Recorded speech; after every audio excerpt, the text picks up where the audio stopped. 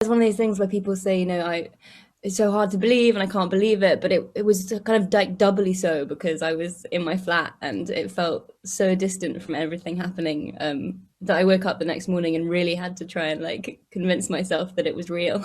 So strange, isn't it? Because now you kind of hand over the role, don't you, as well? Do you feel sad to let it go?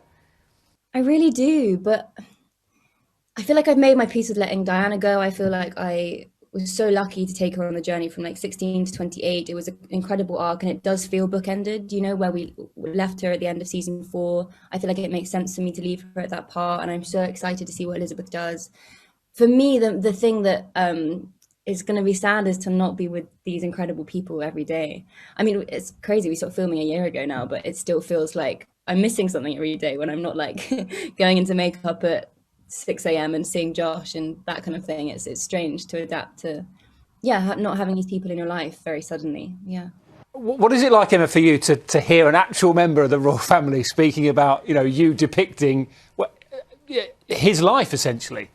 Because it's fiction, it does feel incredibly far from the actual royal family.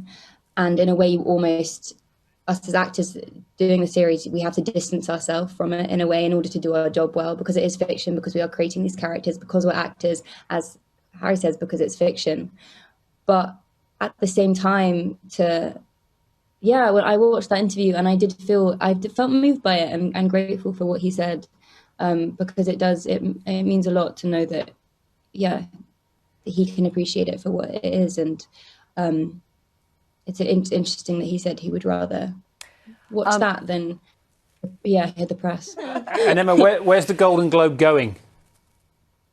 You know what? Such a good question. I was talking about it with my flatmates yesterday. We wanted to try and put it in the most random place in the flat. We thought maybe above the sink next to the cafetiere. Either around, I don't know.